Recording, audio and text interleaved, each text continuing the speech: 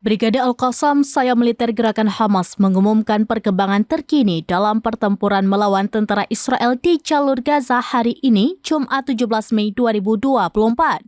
Brigade Al-Qassam telah memutus jalur pasokan tentara Israel di timur Kem Jabalia, jalur Gaza Utara.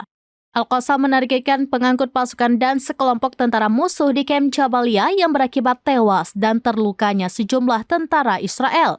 Para pejuang Brigade Al-Qassam juga menargetkan tank Merkava yang digunakan oleh seorang tentara Israel dan pengangkut pasukan.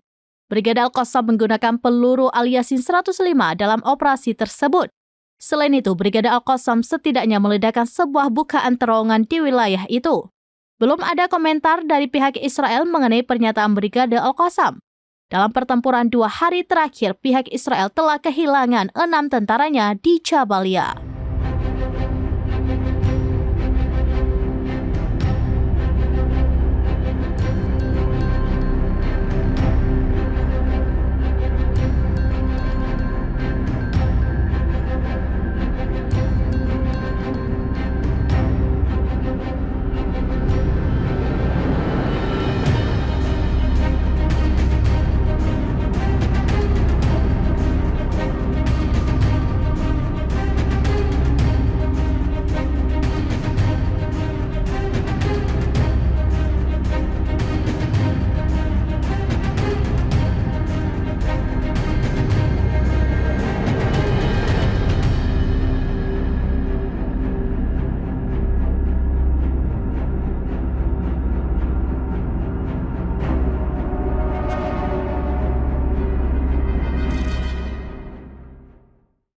Download Tribun X sekarang, menghadirkan lokal menjadi Indonesia.